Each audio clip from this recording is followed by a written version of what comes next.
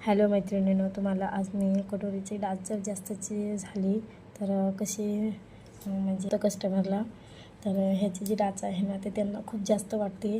तर ही कशी चपटी डाच करायची म्हणजेच असं मध्ये कसं. चला आपल्या व्हिडिओला सुरुवात करू.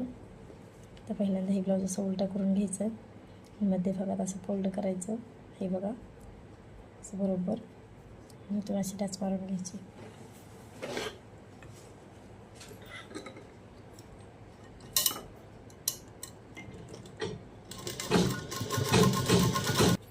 दिसत असेल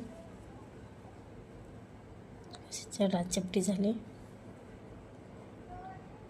अजून एक टीप मारायची ह्याला आता मी, आणि इकडली बघा. तर हे बघा ही जी डाच आहे तर ही मी आत्ता शिलाई मारून घेतलेली आहे आणि ही जी आहे तर शिलाई मारलेली नाही. तर बघा ही